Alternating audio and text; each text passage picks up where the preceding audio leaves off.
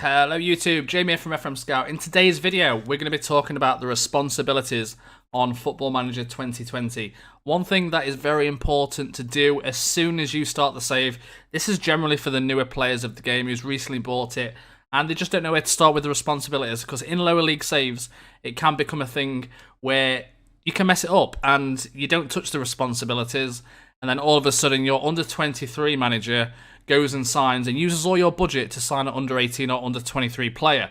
Now, there's obviously ways you can stop this. I'm going to go through my personal preferences of what I do. I mean, there's no right or wrong way of doing this. Obviously, if you don't want to do the training, you don't do the training.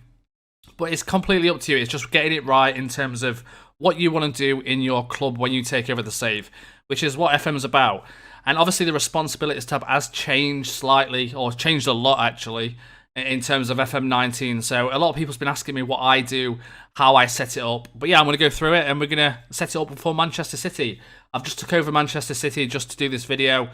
But yeah, let's get right into it. So the first thing you need to go with is obviously go to your staff. If you go to responsibilities, generally most people click this. And this is kind of the overview of what you're responsible for and what your staff is responsible for. Now, of course, this is a very ugly way to do it. I'll be honest, when I first started FM20, I was doing this and then I was clicking them and delegating too, and it was just a lot of work. I was getting confused what I hadn't touched. But there is actually an easier way to do this, and I'm going to go through that now. Of course, you've also got your staff. So, for example, if I hiring and firing director of football, I could delegate, and that would delegate to my staff, which would be 51 tasks. So, but the easier way to do this, personally, if you go down these drop-down menus. So, let's go through them all. So the first one is the board. Generally, you wouldn't be able to change this. So this is all with your owners, your managing directors, your chairmans. Usually there will be nothing on there that you can change. So that's nice and easy for the first one. If we go down to staff, so it gets a little bit more interesting now. So obviously, if you've got an under 18s coach or manager, it will put your under 18s. If not, it will probably just say your assistant manager if you're in the lower leagues. And then, so you've got team selection. So, of course, if you want to do your team selection, you make sure that stays on yourself. If you want to do your team selection for your under 23s, again, that will probably be your assistant. Usually on clubs you can change this, I think, but for some reason I can't. So again, under 23s and under 18s, if you have got them, like I say, it will automatically put them in there, which is fine. So it gets a little bit interesting now when we go a little bit further down. So you've got recruit directors. So you've got obviously the new technical director and the new director of football. So if you look after your staff normally, I would make sure this says your name. Personally, I do all my stuff myself. So I will never have for example, if we try to delegate this now, that would go to the chairman. If you've got a director of football, obviously the director of football wouldn't replace himself. So that would go to the chairman. But for an example, the technical director will probably go to the director of football. I don't know if Manchester City has got a director of football. Let's just have a quick look if they have. Let me just confirm that.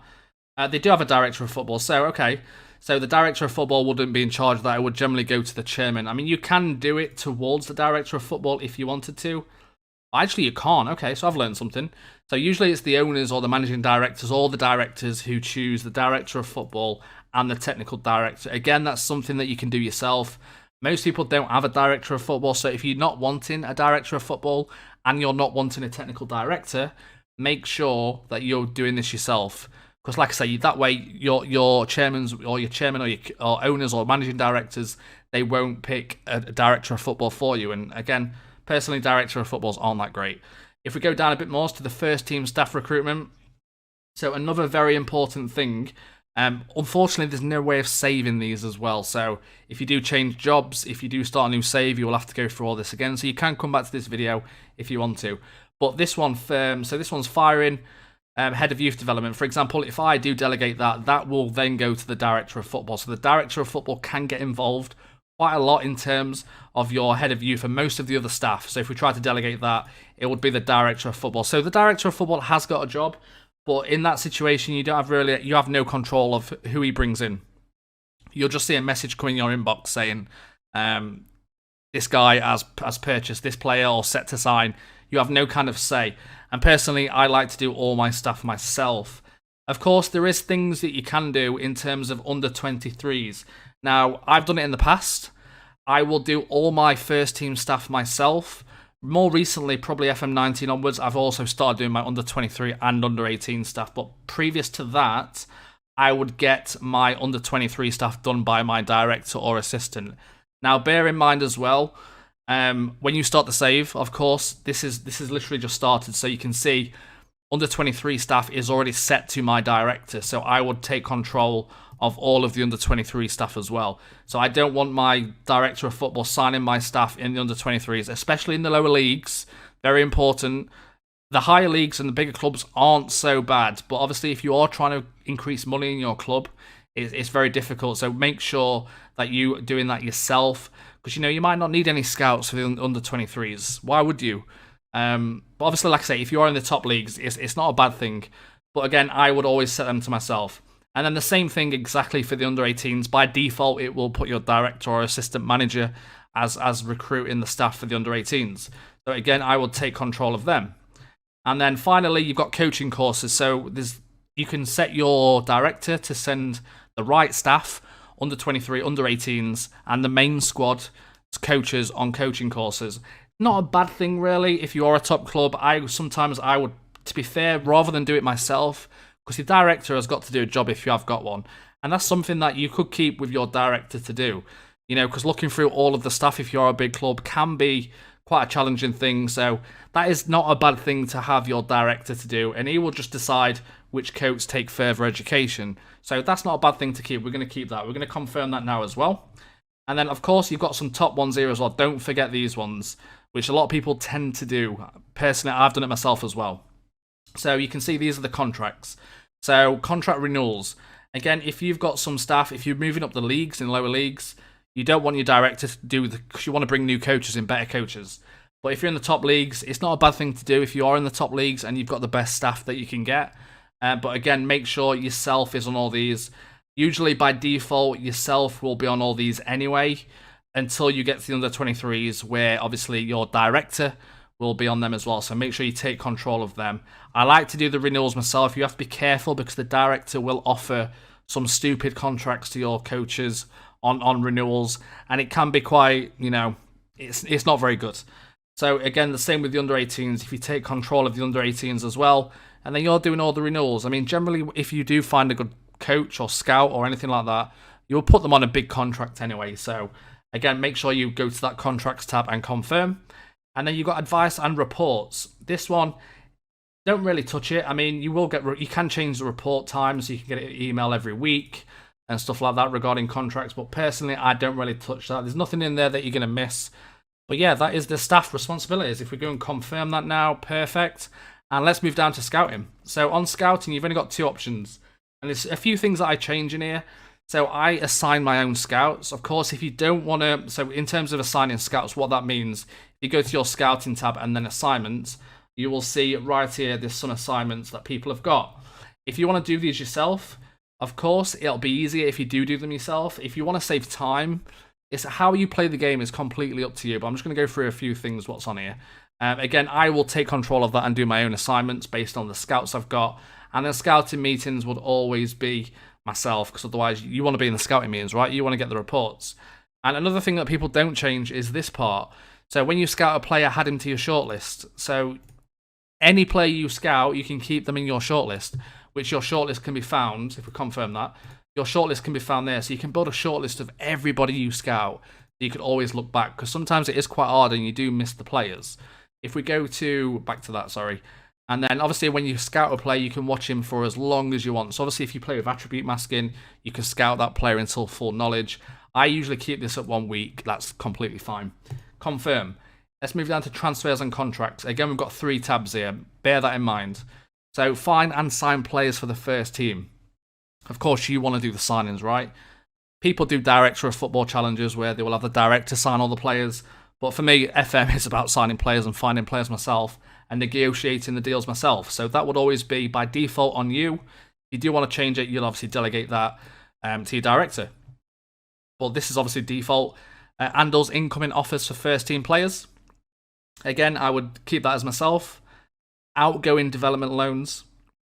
Again, I would keep that as myself as well. If we go down, this is one thing that's really annoying. and this is one thing that's caught me out. When you go to your transfers, what I said at the start of the video is about your under 23 or head of youth player or head of youth development coach. He will be in charge of this, of signing young players to the under 23s. Now, you can keep it at that if you've got a big team, you've got a lot of money, you don't want to sign the under 23s yourself. You, by all means, you can do that. But obviously, I like to go and sign my own players, so I would take control of them 3 as well. Again, the exact same for youth team players, take control, and the same for the players for the future for the under 18s, and also incoming offers for youth team players under 18s as well. So I would take control, obviously, of all of them because I want to find my young players. Again, if you want to you could maybe just leave that and then get your direct head of youth to find your under 18 players. That's completely fine. It's how you want to play the game. But personally, I like to find them players myself. If we go to contracts, you'll see it deals with contract discussions for players. So that's all by default set to yourself. If you want to do it for your under 23s, again, I will take control of that because I don't want contract discussions done by anyone else other than myself. So I like to try and save money, and I don't want to offer out stupid contracts. Offer to clubs, you've got one more. Again, you can set these for your offer to clubs. So by default, you can actually tick that and transfer list a player and set. So you haven't got to click that every time, which is really cool. So when you offer a player out and you've got a little tick box, which is exactly this, by default, it will put that in every single time you offer a player out, which is great. So confirm that. And then if we go down to media, again, media. So we get to the stage now. I'm going to show you exactly how I do it. So I don't do press conferences. I find them extremely dull. I find them extremely boring. A lot of people are with me on this. I mean, some people do like doing it. Like I say, there's no right or wrong way of playing the game. I just personally find it really boring. So I will delegate my press conferences to my assistant manager. I will also delegate my press conferences there. So that one's the new signing and press conferences. This one's press conferences. And tunnel interviews, I don't even do tunnel interviews. So I would obviously delegate that to my assistant manager. So that is media, nice and easy. We look at training. So training now. Again, there's one thing that I like to do in this training section, and I don't do my training. If I'm in the lower leagues, I don't do it, but when I get to the Premier League, I do sometimes like to do my own training, especially individual training. So you can obviously, general training for me, because I stream a lot on YouTube, it slows it a lot down for me. Like I said, there's no right or wrong way of playing the game. I want to keep saying that. But I delegate this to my assistant manager. Again, individual training, I will delegate. A lot of the time, I will take control of my individual training. Because obviously, I want to put the attributes and improve the attributes on individual training and maybe stuff like that. So obviously, I will always receive training emails, but for this, we're going to delegate. Youth team training for under 23s. Again, I won't do anything by default. It's set as your head of youth or under 23 manager. You can obviously choose who you want to take charge of this, by the way. So for me, leading general training for under the 23s, I wouldn't necessarily have the head of youth. I would probably have the under 23s manager, depending, of course, on his stats. So the under 23 manager personally should be in charge of that. So I would change that and then obviously change that to the under 18s manager. Of course, if you haven't got the under 18s or under 23s managers, it will be just your assistant manager. But you can receive training emails as well. So if you do want to see training emails, which is good to have, so I do tend to tick them just so I can see anyone who's training well in the under 18s and see the progression. But that is generally your training tab. If we go down now to tactics. So tactics, I'll be honest with you, I don't even do tactical briefings. So I delegate that. I don't do opposition instructions either. I also delegate that. And then that's literally what I do in terms of my tactics. I've got my tactic. I'm one of them guys who will just sign the players, play the games, and that's me for FM, essentially. A lot of players are similar. Again, there's no right or wrong way of doing it. And then confirm. Obviously, if you want to do your tactical briefings, take control. You've got information of what each thing does on this right-hand side as well. And then the final one, which is, I think, the most important, you've got your match day. So, Andel's touchline instructions. So, touchline instructions are obviously the shouts.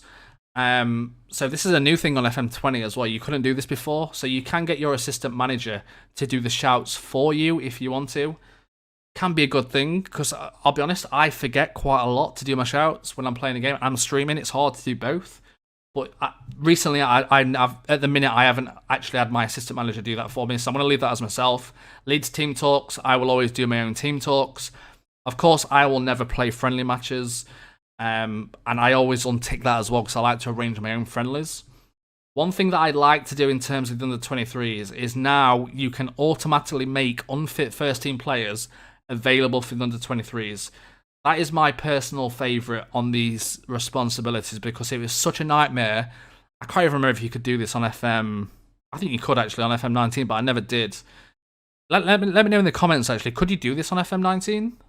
I can't remember off the top of my head, but obviously usually I would right-click the players and then you'd go to the tab saying make available for under-23s for 60 minutes, for example.